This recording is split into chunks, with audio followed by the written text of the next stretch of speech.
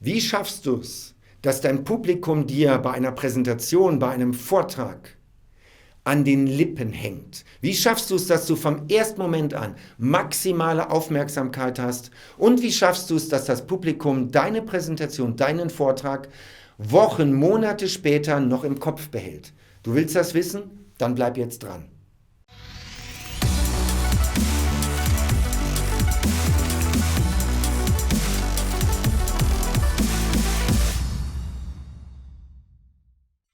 Vor ein paar Tagen habe ich hier bei YouTube ein neues Video hochgeladen. Und zwar geht es um die perfekte Rede. Wie hältst du einen Vortrag? Wie machst du eine Präsentation? Und beschrieben habe ich die Struktur. Also interessiert euch die Struktur, nämlich Einstieg, Vortrag, Ausstieg. Dann schaut euch dieses Video nochmal an. Wir werden es unten verlinken. Es gab ein paar Kommentare und zwar erstens, das weiß doch schon jeder. Ganz bestimmt nicht. 99% derer, die nicht professionelle Vortragsredner sind, machen diesen Fehler, dass sie keinen vernünftigen Einstieg haben und keinen ordentlichen Ausstieg oder dass sie Einstieg und Ausstieg verwässern. Also wenn es jeder kennen würde, wäre das richtig schön und man würde sich nicht als Zuhörer ständig fragen, wo haben die den ausgegraben? Oder wenn er es gern macht, ja, kennt ihr das? Machst du das eigentlich gerne mit den Vorträgen? Ja, total. Super, warum lernst du es nicht mal? So. Der zweite Punkt war, ja, das ist alles schön, aber du hast keine Beispiele. Ohne Beispiele bringt uns das nicht weiter. Und deswegen gibt es jetzt Beispiele, die du sowohl für Einstiege als auch für Ausstiege nutzen kannst. Das erste, was ich mal erlebt habe, was ein sensationeller Einstieg war, eine Konferenz vor Fahrradhändlern. Das ist 20 Jahre her. Das war eine Messe in Köln. Es gab parallel dazu einen Kongress und auf diesem Kongress gab es dann Vorträge. Und ich saß im Publikum und mit mir 600 Fahrradhändler. Und der Referent kommt auf die Bühne, geht ans Rednerpult, schweigt einen Moment, baut Spannung auf und sagt, heute sind hier 600 Fahrradhändler anwesend. In 5 Jahren wird es nur noch die Hälfte sein, weil die Hälfte von ihnen, die heute hier sind, in 5 Jahren pleite sind, nicht mehr im Markt, aufgegeben haben, Konkurs, insolvent.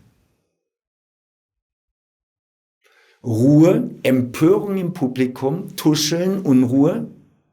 Und damit das nicht so ist, damit Sie nicht zu denen gehören, die aufgeben, erfahren Sie in den nächsten 60 Minuten, wie Sie Ihr Geschäft in die und die Richtung bringen können.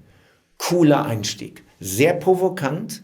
Du musst schon selbstbewusst sein, wenn du das machst. Und du musst dann auch wirklich liefern. Wenn jetzt nur Durchschnitt kommt, dann geht der Schuss nach hinten los. Aber jetzt haben alle zugehört. Jetzt waren alle neugierig. Ein erstes Beispiel für einen provokanten Einstieg. Ein zweites Beispiel, auch für einen provokanten Einstieg, auch etwas, was ich selbst erlebt habe. Es gab mehrere Redner bei diesem Kongress, bei dieser Konferenz. Und jetzt sollte ein Redner kommen zum Thema Service. Und der Moderator geht ans Rednerpult und kündigt den neuen Redner an. Und der neue Redner ist auch schon im Saal. Und der läuft mehrere hundert Teilnehmer und der läuft am Rand rauf und runter und telefoniert relativ laut. Er hat das Handy am Ohr und läuft den Gang rauf und runter und telefoniert. Irgendwas Belangloses. Und man merkt schon, dem Moderator geht langsam der Text aus und er wird langsam unruhig, weil dieser Redner nicht zum Ende kommt. Und er schaut, dass er das überbrückt, aber irgendwann fällt ihm nichts mehr ein und er sagt, ja, und freuen sich auf den Vortrag von dem Herrn so und so. Und dann geht er runter. Es gibt aber keinen Applaus. Und der telefoniert noch fast 1 Minute weiter. Das Publikum ist empört. Wieder Tuscheln, wieder Unruhe. Wie frech ist das denn? Dann geht der mit dem Telefon am Ohr auf die Bühne zum Rednerpult, verabschiedet sich von seinem Gesprächspartner, drückt das Gespräch weg, legt das Handy zur Seite und sagt, und das ist Service in Deutschland. Wow! Und danach kommt ein sensationeller Vortrag. Also sehr provokant, aber das ist ein Einstieg, der ist viele, viele Jahre her. Den werde ich nie vergessen. Ich saß dort auch als Teilnehmer und habe gedacht, wow, der ist selbstbewusst, dass er das macht. Das sind 2 Beispiele für Einstiege, provokante. Ein normaler Einstieg ist beispielsweise ein Zitat. Du bringst das Zitat an die Wand, du schreibst es aufs Flipchart oder du erzählst es nur. Und du sagst, eines meiner Lieblingszitate ist, wir alle verlieren Aufträge nicht an bessere Produkte, an bessere Dienstleistungen, an bessere Preise. Wir alle verlieren Aufträge an bessere Verkäufer.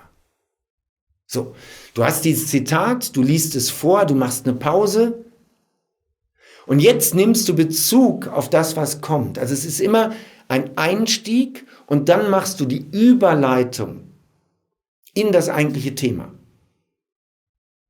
Und warum das so ist und warum Sie in den nächsten 60 Minuten erfahren oder wie Sie zu den Verkäufern gehören, die zukünftig höhere Preise durchsetzen, mehr Aufträge machen, mehr Kunden akquirieren, das erfahren Sie in den nächsten 60 Minuten. Und jetzt kommt der Vortrag. Aber jetzt hast du maximale Aufmerksamkeit.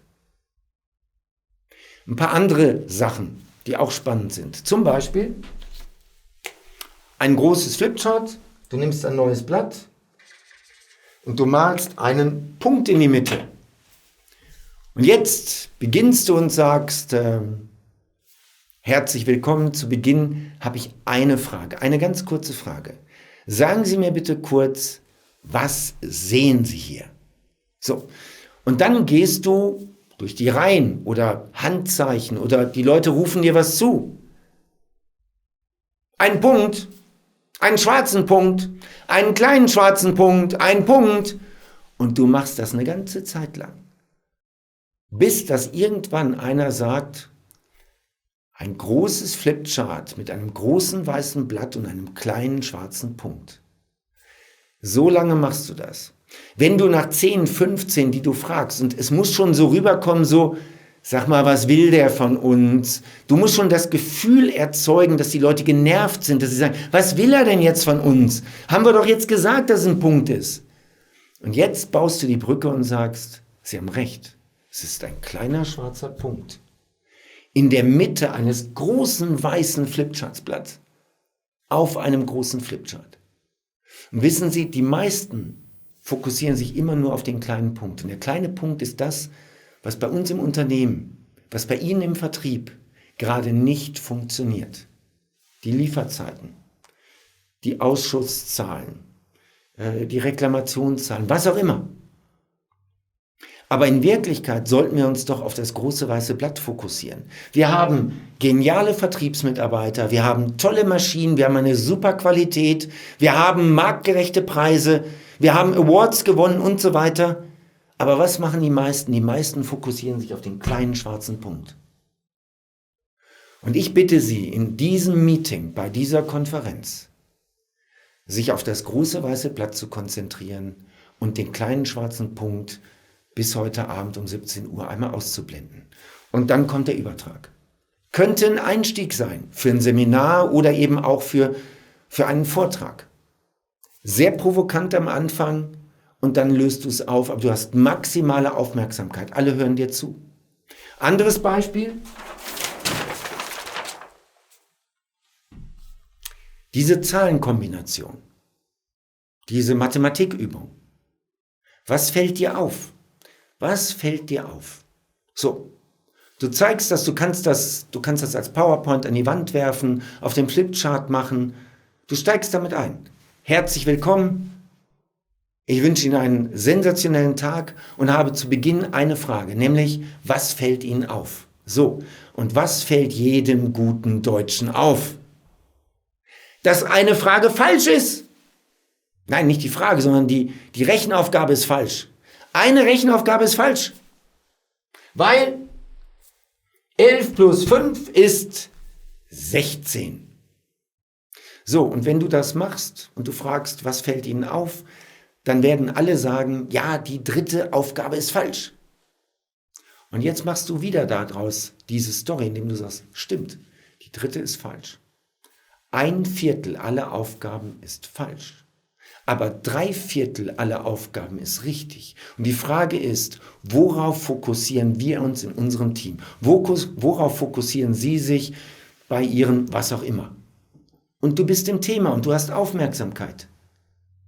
Und jetzt drehst du das Ding ins Positive und sagst so, und in den nächsten 2 Stunden konzentrieren wir uns mal auf das, was bei uns funktioniert, und blenden einmal aus, was nicht funktioniert, um uns klar zu werden, welche Stärken haben wir. Weil wenn wir rausgehen und wir fokussieren uns im Vertrieb nur auf das, was nicht geht, werden wir keinen Umsatz schreiben. Ein letztes Beispiel, und dann habt ihr 7 Stück bekommen. Ja, das sollte erstmal reichen. Ein letztes, das ist auch sehr spannend. Nämlich, kennst du diesen Spruch mit der Taube und dem Spatz? Kennst du den? Wie geht der? Lieber den Spatz in der Hand als die Taube auf dem Dach. So ähnlich geht der doch, ne? Lieber den Spatz in der Hand als die Taube auf dem Dach. Okay, du machst das und fragst, ob die den Spruch kennen, ja, oder geht der anders. Du machst es so wie ich jetzt, als wenn du den Spruch nicht richtig kennen würdest. Und dann helfen die dir. Und die aus dem Publikum sagen, nee, das ist nicht die Taube, das ist der Spatz in der Hand, lieber den Spatz in der Hand als die Taube auf dem Dach. Du musst es schaffen, dass das Publikum dir das sagt. Ja, so ist das. Du musst die Menschen im Kopf aktivieren. Also, okay, gut. Also, kennt ihr den Spruch? Ja, super. Okay, dann bitte ich Sie, dass Sie mir ganz spontan auf meine Frage eine Antwort geben, ja? Ich frage Sie und Sie geben mir eine Antwort. Abgemacht? Ja, gerne. Super. Und dann machst du Folgendes. Du gehst zum ersten und sagst, was steht in dem roten Dreieck? Der Spatz in der Hand. Du gehst zum zweiten. Was steht in dem roten Dreieck? Der Spatz in der Hand. Zum dritten und so weiter. Und du bist irgendwann auch schon genervt und du sagst, was steht in dem roten Dreieck? Was siehst du? Ja, ein großes weißes Flipchartblatt. Ja, und was steht da drauf? Ein rotes Dreieck. Ja, und was steht in dem Dreieck drin? Ja, der Spatz in der Hand. Nein! Hast du es gesehen? Guck mal genau hin. Da steht nicht der Spatz in der Hand. Da steht der Spatz in der Hand. Der Spatz in der Hand. Das sieht aber keiner, weil du sie vorher mit deiner Frage, wie geht das mit der Taube und dem Spatz, konditionierst. Und wir Menschen, wir gehen da drauf, werfen einen Blick, wir lesen gar nicht richtig. Und das ist ein cooler Effekt. Das Ding lässt du wirklich 3-4 Minuten lang laufen. Und die Leute denken, was will der von uns? Und dann machst du den Umkehrschluss und sagst so. Und weil die meisten meinen, sie wüssten, wie Vertrieb geht, und weil die meisten meinen, sie kennen unsere Produkte und wissen, wie unsere Kunden unterwegs sind, bitte ich Sie in den nächsten 60 Minuten einmal genau hinzugucken, genau hinzuhören und einmal zu hinterfragen, ist das, was Sie bisher glauben über das Thema Vertrieb, Akquise, Argumentation, Einwandbehandlung, ist das wirklich so oder gibt es etwas, was Sie bisher übersehen haben, was vielleicht eine Kleinigkeit ist, aber später eine Riesenwirkung hat? Das waren 7 Beispiele für Einstiege. Du kannst jeden dieser Einstiege auch als Ausstieg nehmen. Da bist du flexibel. Die Profis machen einen Einstieg, der sich dann im Ausstieg thematisch wiederfindet und du machst da eine Klammer drum. Das ist das, was die Profis machen. So, jetzt hoffe ich, du hast die Antwort bekommen, die du haben wolltest, nämlich wie macht man bei einem richtig guten Vortrag einen sauberen Einstieg und einen tollen Ausstieg. Ich wünsche dir begeisterte Zuhörer, begeisterte Kunden, sensationelle Vorträge und wünsche dir fette Beute. Lieben Gruß.